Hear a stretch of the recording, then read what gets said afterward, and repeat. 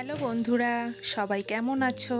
আশা করছি যে যেখান থেকে আমার এই ভিডিওটা দেখছো সবাই ভালো আছো, সুস্থ আছো। আর আমরাও ভালো আছি। আমার নতুন আরেকটি ব্লগে তোমাদের অনেক অনেক স্বাগত আর অনেক অনেক ভালোবাসা। আর এখন বাজে সকাল 6টা, তা আমি রান্নাঘরের দরজা জানলা খুলেই ভাতের হাঁড়িটা চাপিয়ে দিলাম। তো কেন এত সকালবেলা আমি হাঁড়ি চাপিয়ে দিলাম সেটা তোমরা পুরো ব্লগটা দেখলে বুঝতে পারবে। তো চলো হাঁড়িটা বসিয়ে দিয়ে বাসি কাজগুলো সেরে নেই।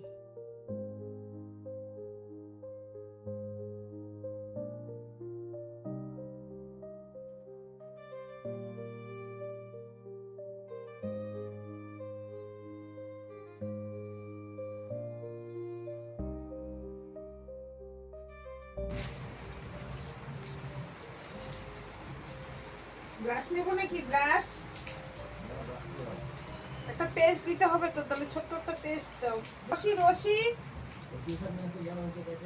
এইটা কাটবো কেন? ঠাকুর ওই মালের ঘর থেকে চিকন রশিটা দিতা।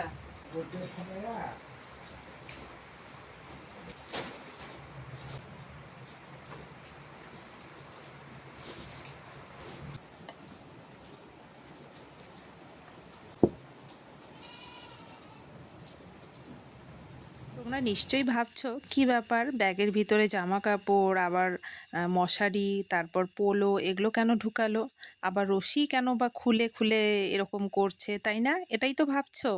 হ্যাঁ, আমারও কেমন যেন লাগছিল, নিজে নিজেই ভাবছিলাম যে আমি যে আজকে থাকার জন্য যাচ্ছি, আদৌ কি আমার থাকা হবে? তো থাকতে যেহেতু হবে শুনেছি, তো তাই সব কিছু গুছিয়ে গাছিয়ে নিয়ে যাব যদি থাকতে হয়। আর যদি না নিয়ে যাই তাহলে তো আমি সমস্যায় পড়ব, তাই সব কিছু গুছিয়ে নিলাম। তো এখন বাজে 8:30 আর আমি এখন রেডি হব। তো তার আগে চা খেয়ে নেব। কালকে সারা রাত মেঘে গর্জন করেছে আর সারা রাত বৃষ্টি হয়েছে। তো সকালেও প্রচণ্ড পরিমাণে বৃষ্টি হলো, এখনও বৃষ্টি চলছে। এখন ভাবছি যে আমি যাব কি করে, ব্যাগপত্র তো সব গুছানো হয়ে গেছে, শুধু চা খেয়ে রেডি হব।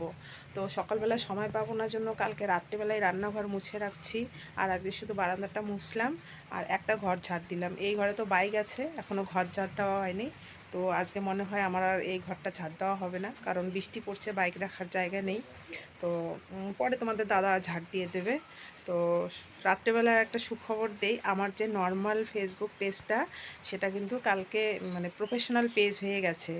অত তো বুঝি না, তো রাত্রেবেলা এডিটিং করার পরে, মানে ভিডিও এডিটিং ছিল, সেটা করার পরে রাত্রি 12:30 কি 1:45 হবে, তারপরে রাত্রেবেলা আমি ওই পেজটার দিকে যখন যাই, মানে পেজটাতে যখন যাই, পেজটা গিয়ে দেখি যে প্রফেশনাল পেজ হয়ে গেছে। এটা একটা খুশির খবর তোমাদের দিলাম, আমি খুব খুশি। তো আজকে তো সময় পাবো না, আমার বাড়ি আস্তে আস্তে হয়তো কালকে হয়ে যাবে, এখনও জানি না কি হবে। আর আর একটা খারাপ সংবাদ, সেটা খারাপ সংবাদ বলতে পারো, বা ভালোও না খারাপও না। তো ওটা কি সেটা তোমরা পরেই আর কিছুক্ষণ গেলেই বুঝতে পারবে, তো এখন আমি বলছি না। তো এখন যদি সব কিছু বলে দিই তাহলে তো তোমরা ভিডিওই দেখবে না, তাই না? তো চলো, চাটা খেয়ে নিয়ে তারপর আমি রেডি হব।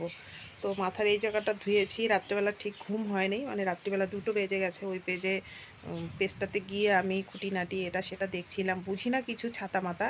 তো তবুও দেখছিলাম, মেয়েকে রাত্রেবেলা ফোন করছিলাম যে পেজটা এরকম এরকম হয়েছে। বলে ঠিক আছে মা, কালকে তুমি কাজটা করে আসো, পরে আমাকে মানে যা কিছু হয় ওর সঙ্গেই আমি ফোনে হোয়াটসঅ্যাপে ডিসকাস করি, মানে হোয়াটসঅ্যাপে পাঠাই, ও আমাকে বুঝায়। তো এইভাবেই তো রাত্রেবেলা কালকে 2টো বেজে গেছে, এদিকে তো আবার সকালে উঠতে হলো আমাকে 6টায়। তো চোখে একদম পুরো ঘুম আমার, দেখো। তো ছেলে এখনও ঘুমাচ্ছে, উঠে নেই। কোনা থাক, বৃষ্টি পড়ছে, একটু পরেই তুলি, যাওয়ার সময় একবার তুলবো। তো চলো চাটা খাই। আর আমার ঠাকুর পূজাও কিন্তু দেওয়া হয়ে গেছে।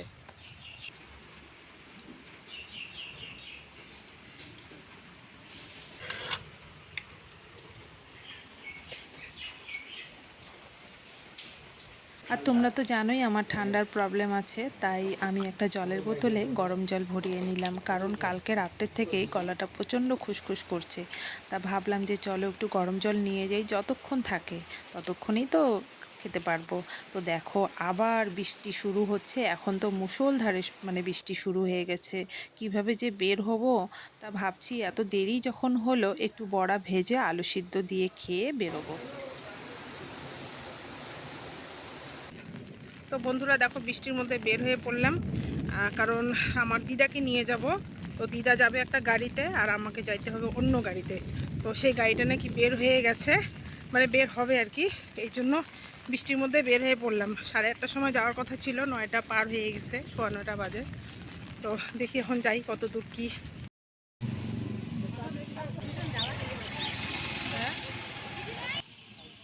ওই বুঝেই গাড়ি পাঠাইছে যে কয়জন ধরবে। কয়জন? 1 2 3 4 5 6 7 7 8, আর একজন যাবে 9। তো এবার তোমাদের বলেই দিই আমরা কোথায় আসলাম। আমরা আসলাম আলিপুরদুয়ারে। এই চৌপতির থেকে সোজা যে এখন রাস্তাটা দেখা যাচ্ছে, এই রাস্তা দিয়ে আমরা যাব লায়ন্স ক্লাবে। এখানে আমার দিদার চোখের অপারেশন হবে। তো এই ফার্স্ট আমি আসলাম, জানি না এখানে কিভাবে কি করতে হয়, কিন্তু তারপরে সারাদিন থাকার পরে বুঝতে পারলাম যে 100 টাকা দিয়ে কাজ করতে যা কষ্ট সেটা আর বলার মতো না। সারা দিন লেগে গেল এই কাজ করতে। একবার এই ঘর একবার ওই ঘর, মানে এই রুম সেই রুম, টেস্ট নানান রকম। ও আরও একটা ঘরে কাজ বাকি আছে, সেটা হলেই একদম কাজ আজকে শেষ। তো এখন যাচ্ছি, প্রচণ্ড খিদে পেয়েছে, সেই সকালবেলা এতটুকু ভাত খেয়ে আসছি, দিদাও ভাত খেয়ে আসছে। তো বিস্কিট মানে খেয়েছে। তো এখন আবার যাচ্ছি আমি বিস্কিট আনতে। তো বাবাও আসছে এখানে, মানে ভাবছিল যে অপারেশন হলে তো কেমন হবে, আমি একা একা, তাই বাবাও আসছিল। তো বাবাও আসে। তো এই কাজটা হয়ে গেলে বাবা চলে যাবে, আমরাও চলে যাব। বাবা বাইকে যাবে, আমরা গাড়িতে যাব। সারাটা দিন আজকে কোনো কাজ নেই, কর্ম নেই, এই করতেই গেল। তো ব্যাগ ভর্তি করে এত জিনিসপত্র নিয়ে আসছিলাম, প্রথমে শুনছিলাম যে থাকতে হবে, শুধু এই ব্যাগটা উবাই নিয়ে আসা আর উবাই নিয়ে যাওয়া। কি করা যাবে, নিয়ে আসি, যদি থাকতো হতো, তাই নিয়ে আসছি, তাই না? মেডিকেলে না থাকাটা না আমার যেন কেন পোষায় না। তো একটা গরম লাগছিল, কেমন যেন ভ্যাপসা পড়া গরম। তো আমি একটু আমুল কুল খেলাম আর দিদা আর বাবার জন্য কেক আর বিস্কিট নিলাম। তো ওরা এখন খাচ্ছে। তা দিদা দেখো কি বলে, শোনো। ভয় লাগে? কিসের? করবো না অপারেশন? করবো না? চল তাহলে বাড়ি যাই, চল।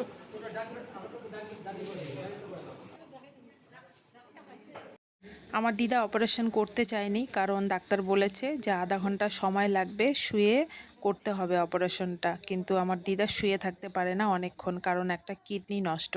তাই অনেক কষ্ট হয়েছে দিদার অপারেশনটা করতে, জানো তো। আর দেখো এই দিদা আমার বাবার বাড়ির পাশে, আগেও এরকম ড্রেস পরেছে, তো তাই একটু নাচানাচি করছে। তাই এখন দিদার অপারেশন হয়ে গেছে, দেখো তোমরা সকলেই দেখো।